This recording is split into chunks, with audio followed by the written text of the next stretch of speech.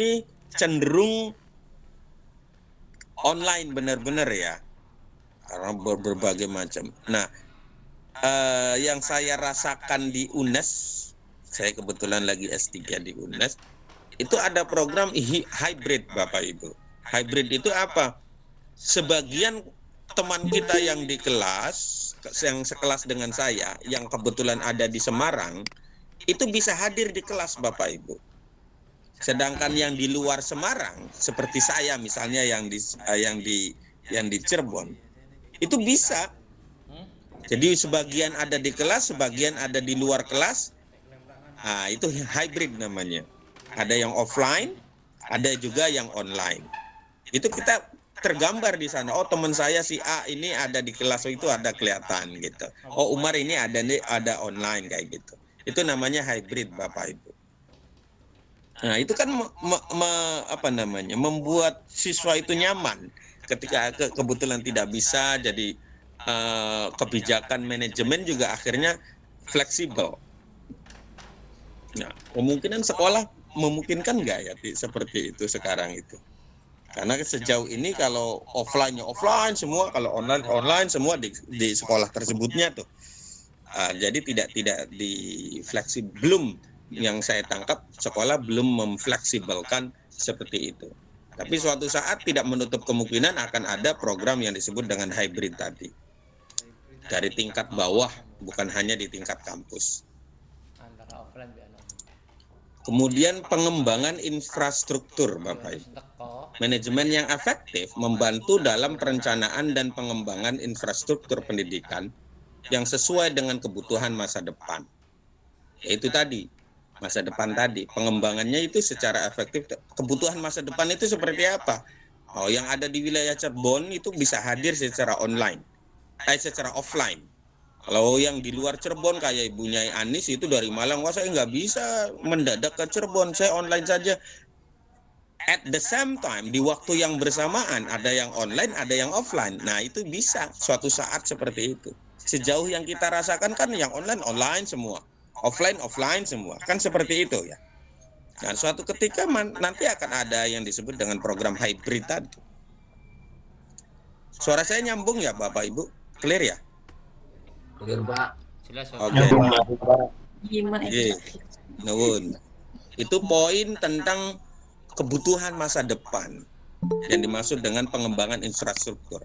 Infrastrukturnya kan bukan jalan atau apa yang dimaksud atau jalan tol, tapi teknologinya itu disesuaikan kan nantinya seperti itu. Tujuannya adalah mengakomodasi perkembangan teknologi dan perubahan dalam kurikulum pendidikan. Otomatis dengan berkembangnya teknologi, maka kurikulum pun akan berkembang. Zaman dulu saya dicurhati oleh guru saya yang namanya guru MI itu, MI ya, setingkat SD. Guru MI itu cukup SMA aliyah cukup. Zaman dulu ya. Kemudian ada kewajiban D1. Setelah D1 ada D2. Setelah D2 diwajibkan S1. Kan seperti itu. Jadi berkembang, kurikulum juga berkembang. Seperti itu Bapak Ibu. Next slide.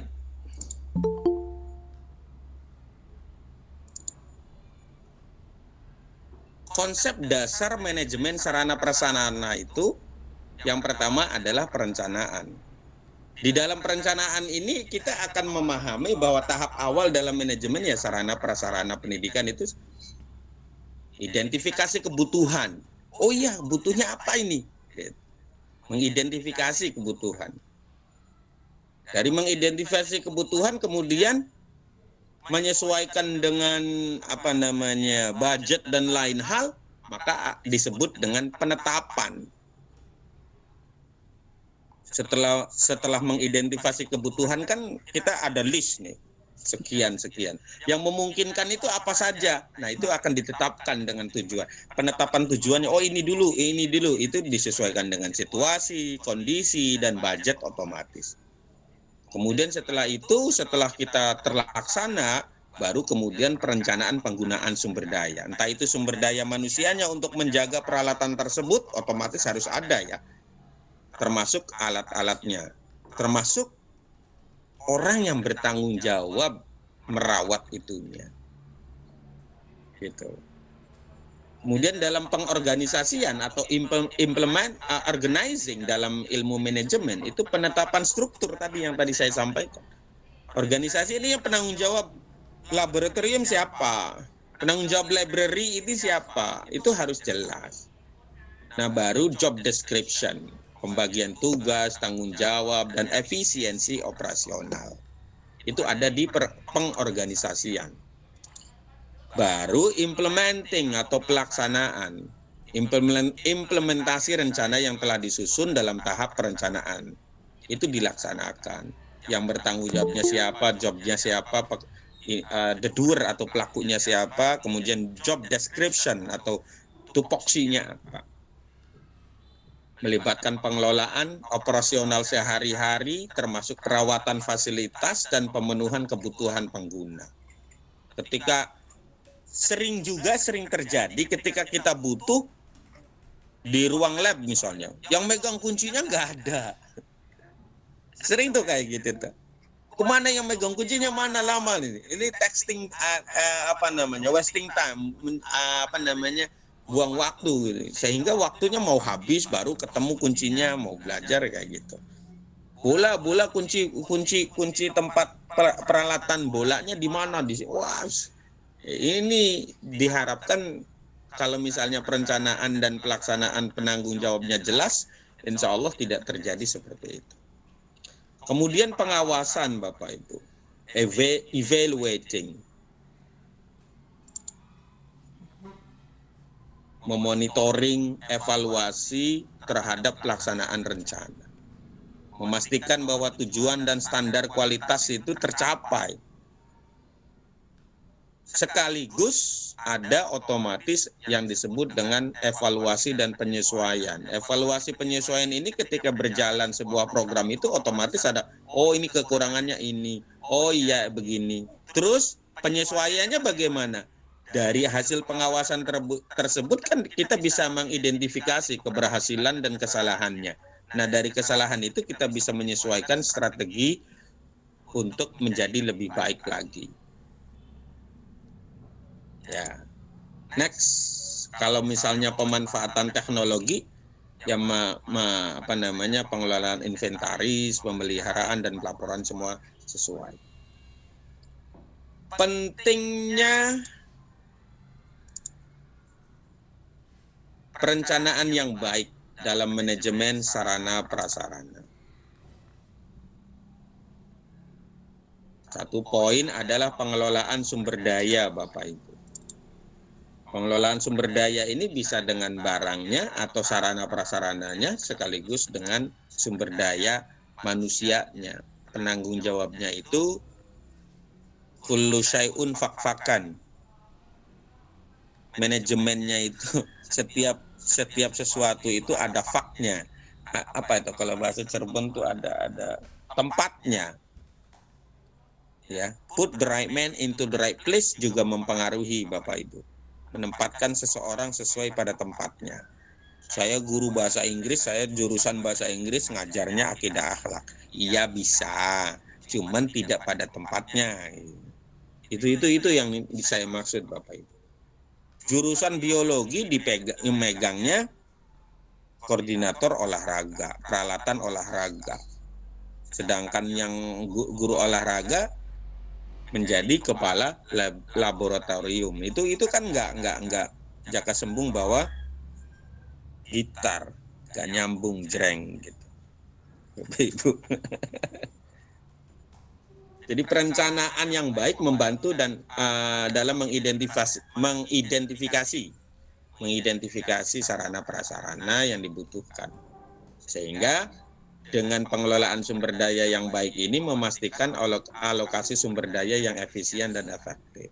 Sekaligus dengan pengelolaan sumber daya manusia yang baik juga akan mendukung proses pembelajaran yang baik. Karena otomatis misalnya jurusan biologi atau biologi kemudian menjadi kepala laboratorium.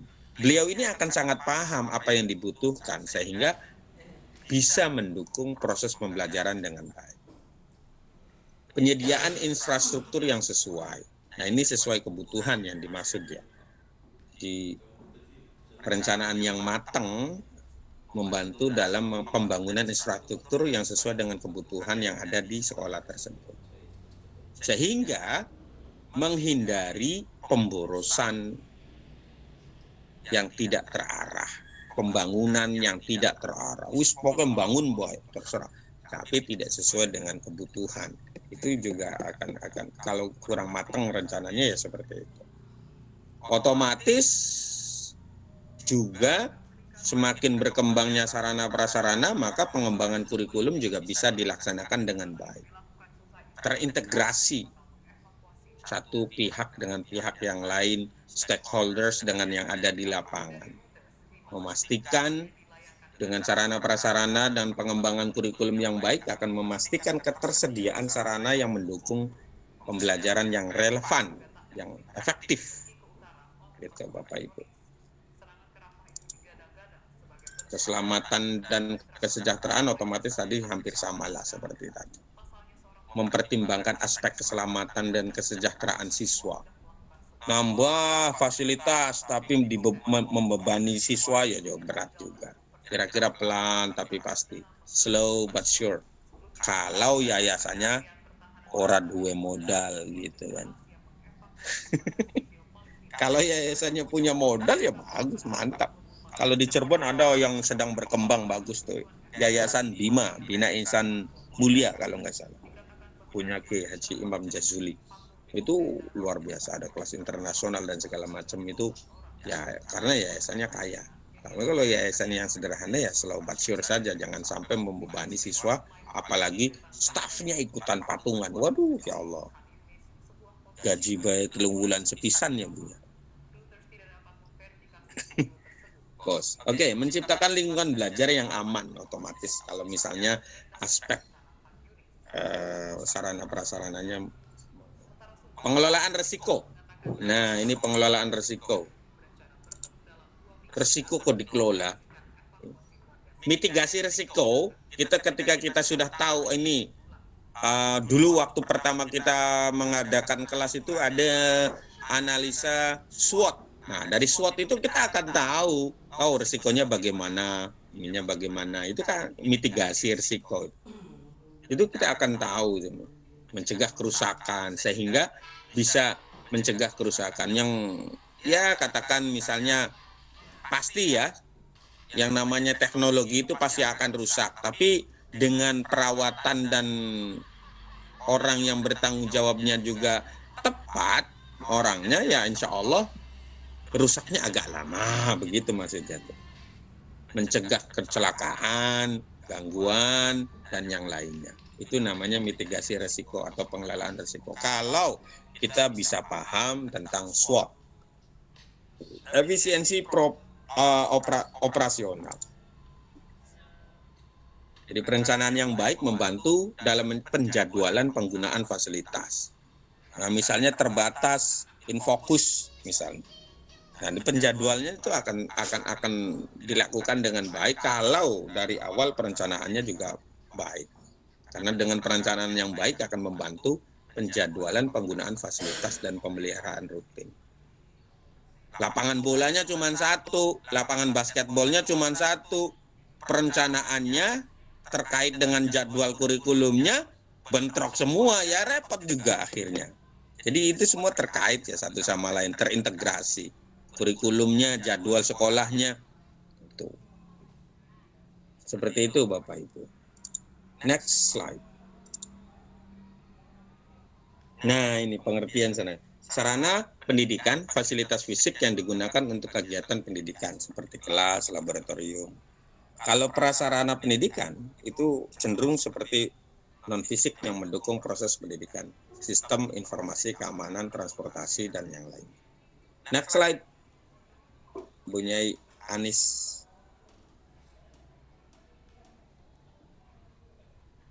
Next slide, Bu Nyai Anis. Sampun itu Pak. Sampun ya. Oke. Komponen manajemen sarana prasarana pendidikan. Nah, komponennya itu yang pertama adalah perencanaan.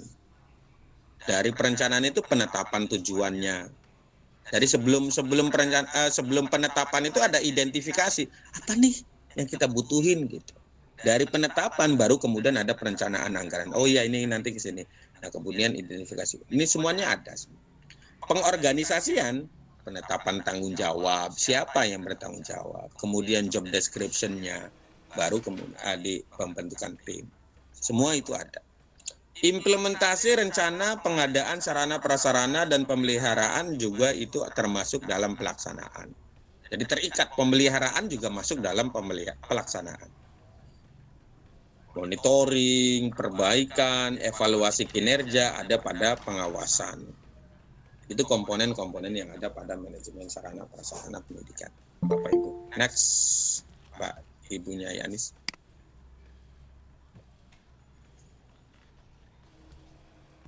Tahapannya, nah itu manajemen sarana prasarana mengidentifikasi kebutuhannya dulu, kan gitu.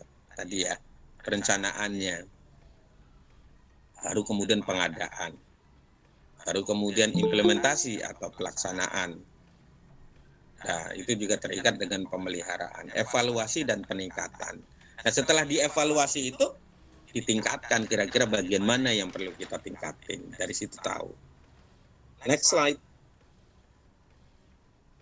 Perencanaannya yang pertama adalah analisis kebutuhan.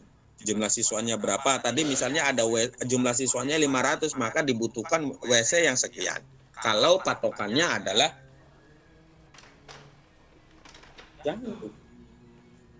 kalau patokannya misalnya 20 anak.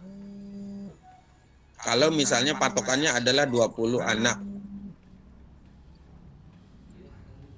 Bentar, bentar.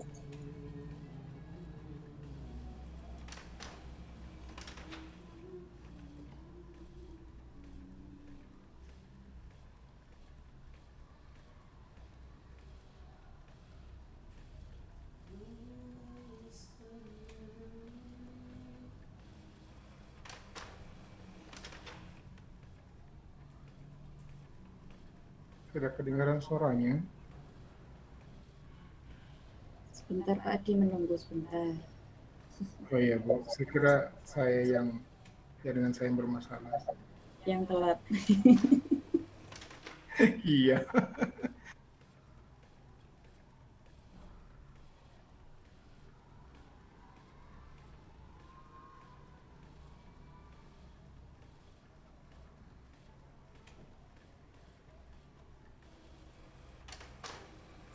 Maaf. Dari perencanaan itu ada analisis kebutuhan, jumlah siswa, jenis fasilitas yang diperlukan. Nah, itu dari situ. Jumlah siswa kan ada perbandingan kalau tidak salah. Saya pernah membaca itu satu WC itu 20 anak misalnya. Kalau misalnya ada 100 berarti yang dibutuhin adalah 5 WC. Kayak gitu, Bapak Ibu. Nah, penetapan anggaran, estimasi biaya dan alokasi dana dari perencanaan itu termasuk. Perencanaan fisik, desain bangunan, layout ruangan, itu juga mempengaruhi. Nah, kalau perencanaan non fisiknya adalah pengembangan kurikulum, pelatihan guru. Nah, guru itu memang harus selalu terus belajar dan difasilitasi oleh sekolah bagusnya. Karena dengan semakin update-nya guru, maka insya Allah siswa juga akan semakin bagus.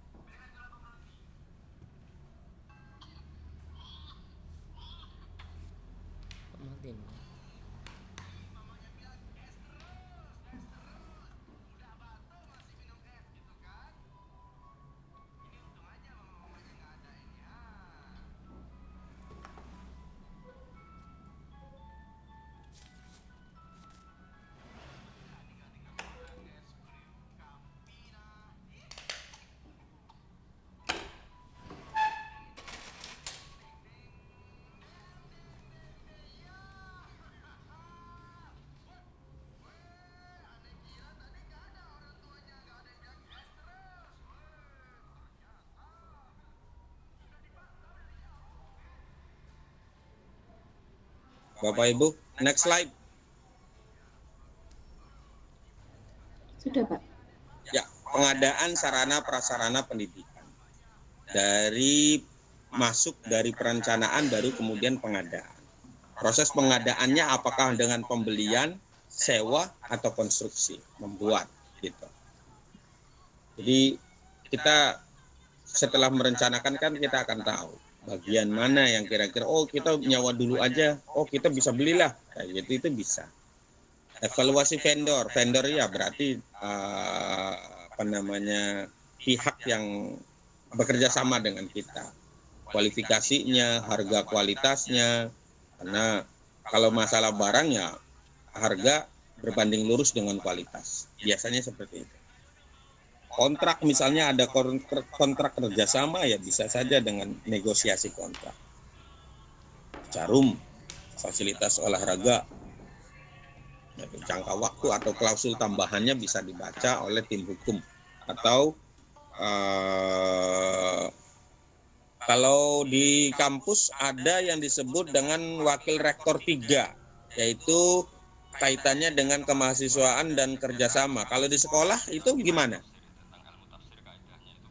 Ada nggak wakil sekolah, wakil kepala sekolah yang kaitannya dengan hubungan dengan pihak luar? Humas ya? Ada kesiswaan, ada humas, ada. Komite biasanya. Enggak, yang wakil kesiswaan kayaknya ya, atau ke humas ya? Wakil kesiswaan sama humas itu. Iya. Ya, kalau di perkampusan kan ada wakil 3 namanya. Kalau wakil 1 dengan akademik, kurikulum dan lainnya. Wakil 2 itu dengan finance. Wakil 3 itu kemahasiswaan dan bidang kerjasama, itu wakil 3 biasanya. Kalau kampus ada ya kesiswaan ya. Kalau sekolah kesiswaan ya Bapak Ibu. Iya, Pak. Oke, next slide adalah implementasi atau pelaksanaan dan pelaksanaan. Penyusunan jadwal, entah itu pembangunan kalau misalnya konstruksi, kalau pengiriman barang kalau misalnya pembelian atau penyewaan. Koordinasi dengan pihak terkait, guru, siswa, staf, dan tenaga kependidikan, itu terkait semua.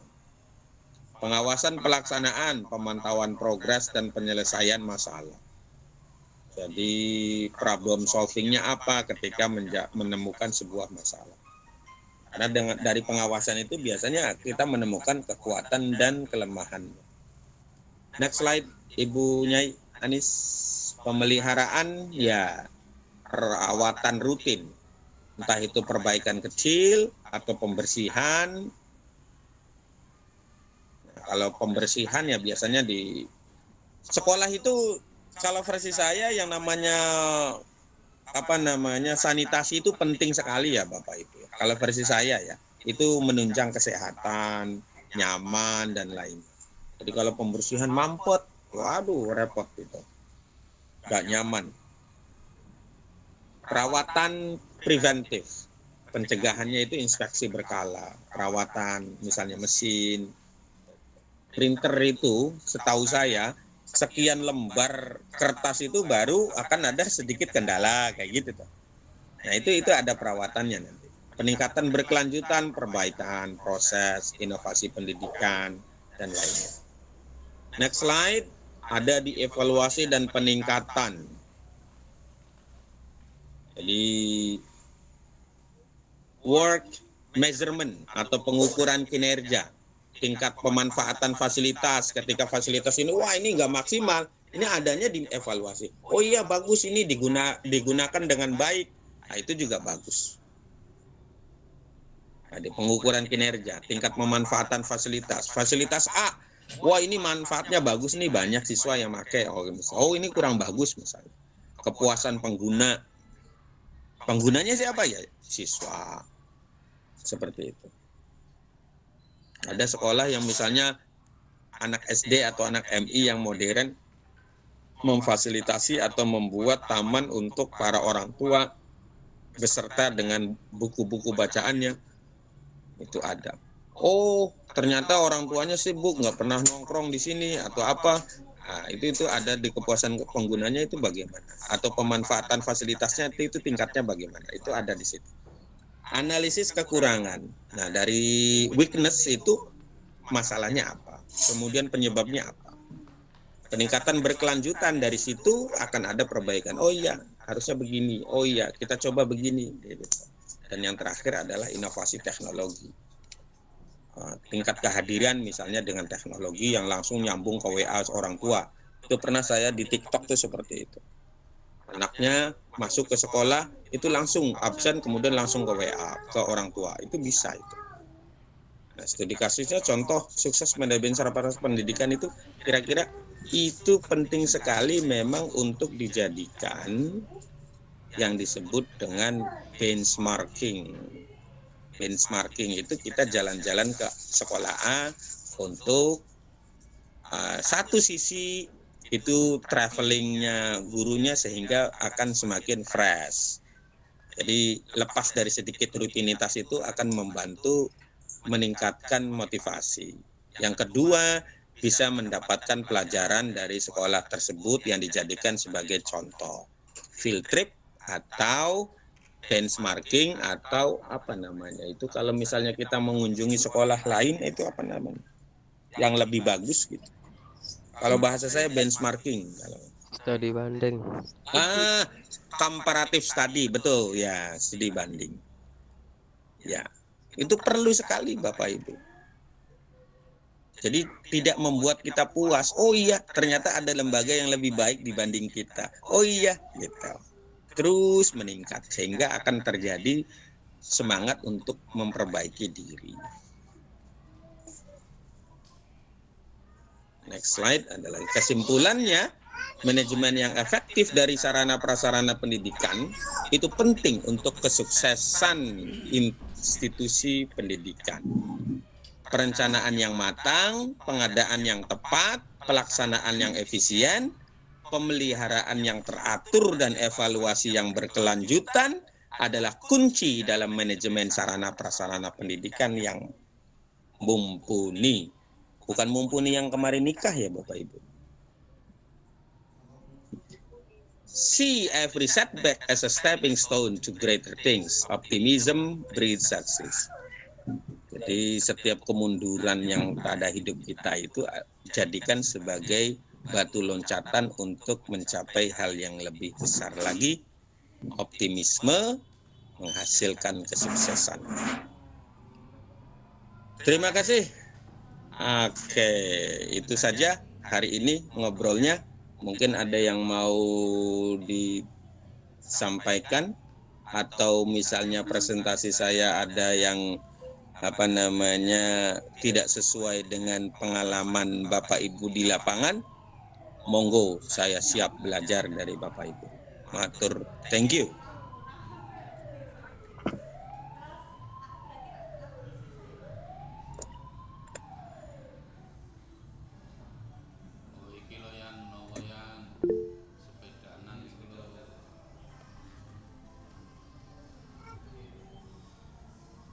Monggo.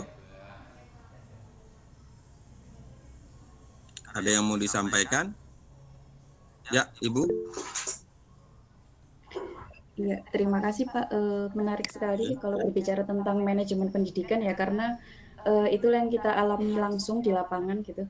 Jadi yang saya tanyakan itu tentang terutama yang tadi Pak, yang slow but sure tadi ya, untuk yang sekolah yang dalam tanda petik gitu, tidak ada pembiayaan atau minim biaya gitu. Jadi yang mau saya tanyakan itu, untuk keberhasilan kemajuan suatu madrasah itu ditinjau dari kacamata manajemen itu manakah Pak yang lebih dominan? Maksudnya di antara beberapa manajemen tadi, yang salah satunya kan tadi tentang manajemen sarana dan prasarana. Jadi untuk manajemen yang lain manakah yang paling dominan di antara semua tadi? Yang lain-lain kan sudah Pak, yang kemarin-kemarin kan sudah. Ada manajemen sumber daya manusia kan seperti itu Pak.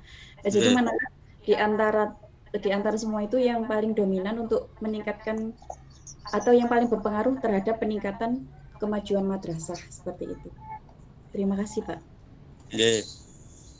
Mungkin ada yang mau menjawab dengan pengalaman Bapak Ibu sebelum kita sharing tentang apa sih, mana sih yang lebih penting gitu antara manajemen apa namanya, sarana prasarana, manajemen sumber daya manusia, ada manajemen pengelolaan kelas atau kelas manajemen.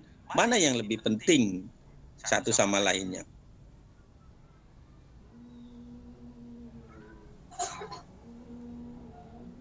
Kira-kira bagaimana Bapak Ibu?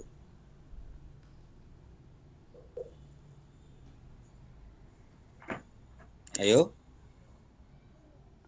Tidak ada? Kalau tidak ada, Tuti, Pak. saya ya, gimana? Bu Tuti, angkat tangan. Bu Tuti, monggo Bu Tuti. Kalau menurut saya itu kan saling berkaitan ya Ya.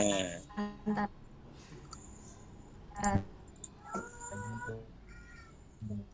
Putus-putus. lain. Jadi ya semuanya penting, terutama ya di sumber daya manusianya. Kalau sumber daya manusianya itu baik, produktif, ya yang manajemen dalam pendidikan itu saling berkaitan dan penting semua.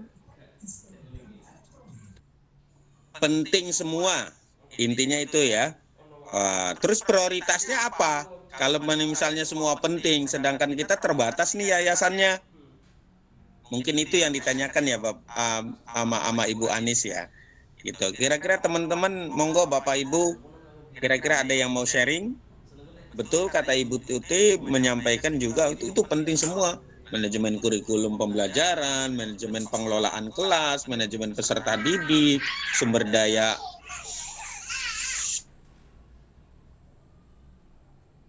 manajemen sumber daya manusianya, sampai yang sekarang di pertemuan 7 adalah manajemen sarana prasarananya. Itu penting semua, setuju. Terus bagaimana kita akan memprioritaskan, kan semuanya penting. Nah, gitu. Kira-kira gimana Bapak Ibu? Jadi memang kalau boleh saya berpendapat seperti ini, Bu Nyai Anis. Manajemen kurikulum itu ada sekian poin misalnya. Manajemen sumber daya manusia sekian poin. Nah, karena memang betul saya setuju semuanya penting, jadi tidak semuanya tidak diutamakan semuanya, tapi berjalan bersama, atau diutamakan semuanya berjalan bersama. Poin mana kira-kira dari manajemen kurikulum yang bisa dilaksanakan bersamaan dengan manajemen pengelolaan kelas, manajemen peserta didik, manajemen sumber daya manusia, gitu. Misalnya manajemen kurikulum itu satu poin yang harus ada sebelum ada peserta didik. Maka manajemen peserta didik bisa nanti dulu sebentar, ini dulu di kurikulumnya dulu. Karena kita untuk mengadakan sekolah ya harus ada kurikulumnya dulu. Dari kurikulumnya ada itu kan kita akan tahu, kita akan bisa membawa, oh iya tujuan di siswa ini akan dibawa seperti ini. Kok begitu? Ya kurikulumnya seperti ini, gitu. Nah, jadi ya harus diketahui itu misalnya ada 10 poin manajemen kurikulum, maka yang bisa kita laksanakan misalnya dengan manajemen sumber daya manusianya. Kurikulumnya seperti ini, kita bisa melaksanakan ini, kemudian manajemen sumber dayanya, oh ya ini yang melaksanakan ini, ya ini karena sesuai dengan bidangnya misalnya. Itu berjalan bersama. Jadi tidak bisa memang kita melaksanakan kurikulum kemudian meninggalkan sumber daya manusianya atau meninggalkan manajemen sumber daya manusianya. Karena memang semuanya penting, maka bisa berjalan bareng. Manajemen kurikulum dan untuk pengembangannya. Nah, orangnya mana ini untuk bisa melaksanakan ini? Ini kan ada dalam konteks manajemen sumber daya manusia. Ya kan? Nah, kemudian setelah manajemen sumber daya manusia, kurikulum, baru kemudian masuk ke manajemen sarana prasarana. Untuk bisa melaksanakan kurikulum seperti ini, maka dibutuhkan sarana prasarana seperti ini. Oh, prioritasnya kita bisanya baru ini, ya sudah. Seperti itu. Artinya semua berjalan sesuai dengan porsinya, semuanya kita tidak bisa meninggalkan satu sama lain dalam konteks ya harus berjalan beriringan. Ilmu manajemen kurikulumnya, ilmu manajemen sarana prasarananya sekaligus ilmu manajemen sumber daya manusianya. Karena di ilmu manajemen sumber daya manusia itu salah satu poin pentingnya adalah put the right man into the right place, menempatkan seseorang pada tempatnya, gitu. Itu salah satu poin yang sangat penting sebenarnya, yang berkembang di daerah kita, yang saya ketahui di Cirebon. Lulusan bahasa Inggris ngajar Quran hadis dengan alasan dia bisa karena pernah menjadi santri misalnya. Kan seperti itu, ada selalu pembenaran yang kita juga tidak bisa mengelak, susah juga kayak gitu. Jadi kalau secara ideal memang saya juga pernah mengusulkan bahwa guru PAI itu lulusan pesantren cukup. Nah, kalau versi saya zaman sekarang ya, itu sudah kurang relevan lagi hanya dengan pesantren. Kecuali pesantrennya memang sudah modern, misalnya teknologi sudah bagus. Nah, itu bisa. Tapi kalau keorganisasian dan segala macam itu akan lebih unggul kalau misalnya dia lulusan pesantren tapi sekaligus dia kuliah.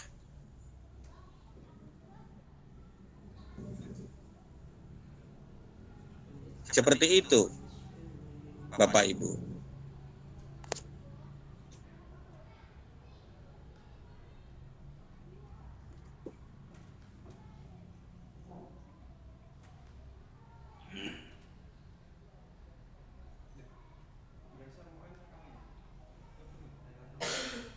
Ada lagi? Mungkin bisa menjawab?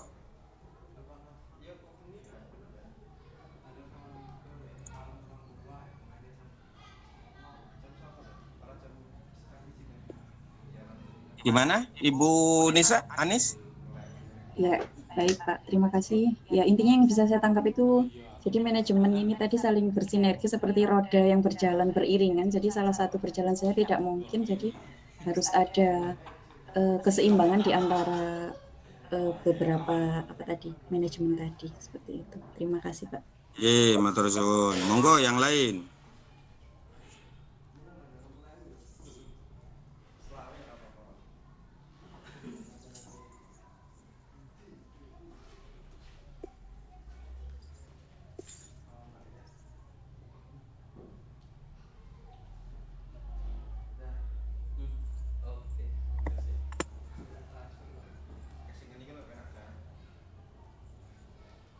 Yang lain, monggo. Mungkin ada yang mau ditanyakan atau mau membantu menambahkan apa yang tadi saya sampaikan.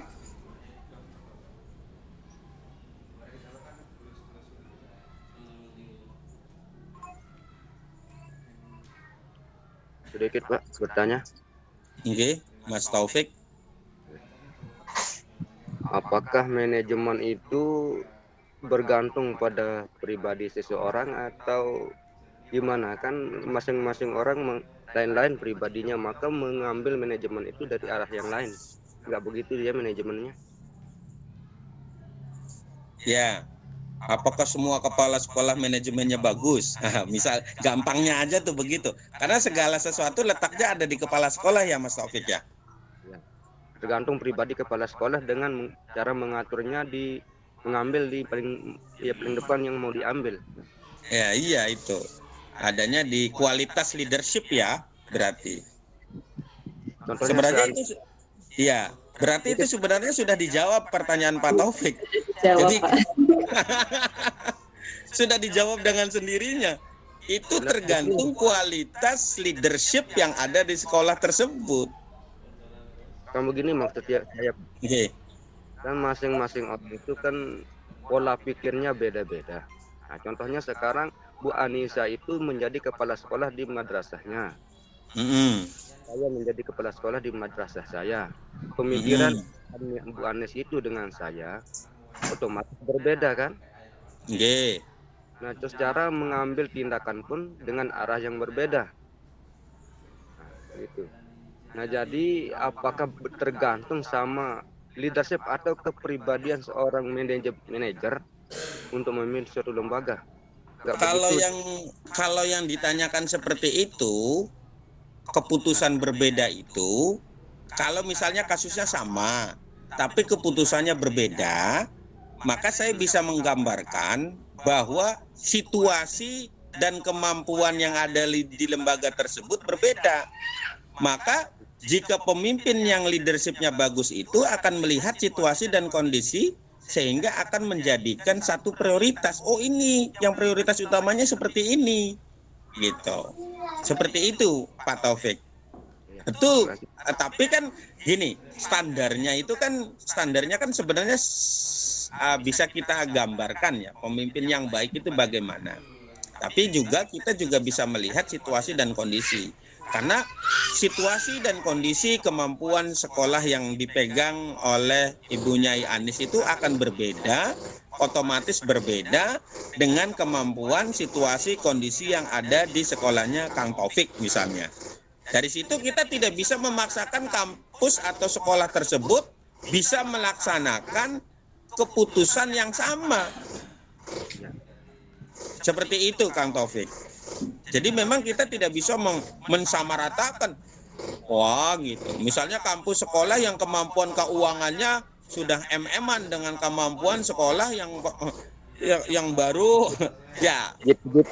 Seperti itu. Maka kenapa saya menyampaikan tentang finance? Karena itu satu poin penting ketika sekolah itu menentukan sebuah keputusan. Bukan begitu Bapak Ibu?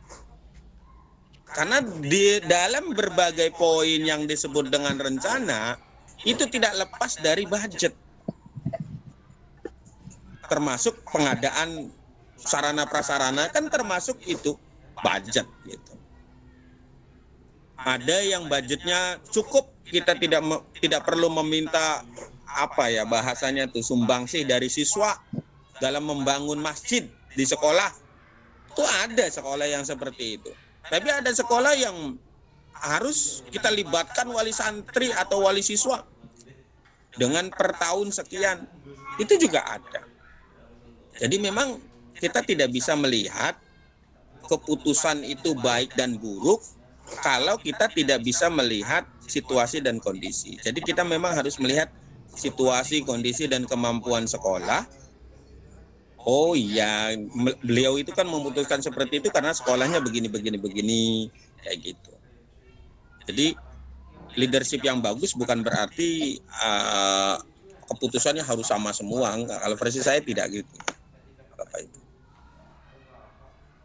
Kang Taufik bisa terjawab dengan jawabannya? Ya bisa, alhamdulillah. Oke, matur suwun. Monggo yang lain.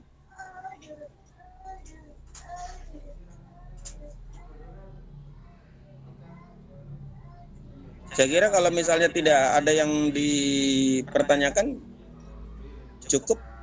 Kuliah itu cuman sebenarnya saya kuliah S3 itu Bapak Ibu, ilmunya itu aja sebenarnya. Cuman ya itu tadi, kita harus banyak membaca. Kalau nggak kuliah tuh malas membaca. Dengan ngerjain tugas itu kita bisa membaca. Sehingga selalu fresh dengan apa yang ada di hadapan kita, ilmu-ilmu yang ada di hadapan kita. Agak males kalau saya pribadi kalau tidak kuliah, makanya untuk membaca ya.